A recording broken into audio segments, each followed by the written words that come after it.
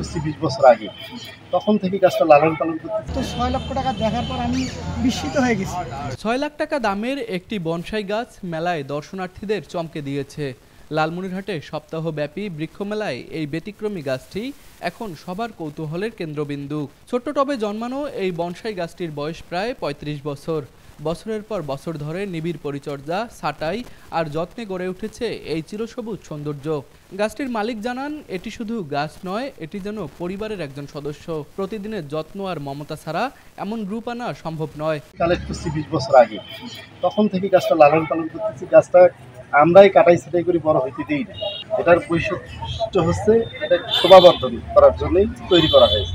এই গাছগুলো মূলত শোভাবর্ধনের জন্যই বানানো হয়। এই বনসাই গাছটির বয়স, আকৃতি ও সৌন্দর্যের জন্যই মূলত ধরা হয়েছে ৬ লাখ টাকা। এর প্রতিটি ডালপালা, বাঁক ও পাতায় লেগে আছে সময়, ধৈর্য আর নিখুঁত দক্ষতার ছাপ। মেলায় ঘুরতে আসা দর্শনার্থীরা কেউ ছবি তুলছেন, কেউ আবার বিস্ময় নিয়ে তাকিয়ে আছেন গাছটির দিকে।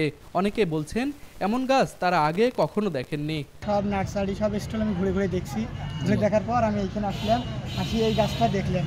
দেখার পর আমি ভিত্তিমূল্যের দিকে লক্ষ্য করলাম, লক্ষ্য করে দেখি এটি ফাইকাস গাছ, এটির মূল্য ৬ লক্ষ টাকা। তো ৬ লক্ষ টাকা দেখার পর আমি বিস্মিত হয়ে গেছি। বনসাই গাছটি ছাড়াও মেলায় রয়েছে জেলার বিভিন্ন নার্সারির সহস্রাধিক প্রজাতির ফলজ, বনজ, ভেষজ ও শৌখিন গাছের চারা।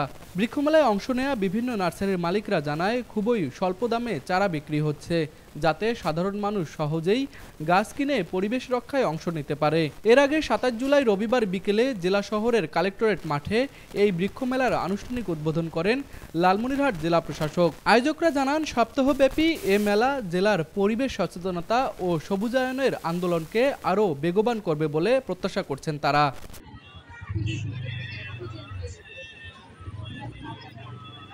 লালমনিরহাট প্রতিনিধি খায়রুল ইসলামের পাঠানো তথ্যচিত্রে তুষার আচার্য, ডেস্ক রিপোর্ট, RCTV।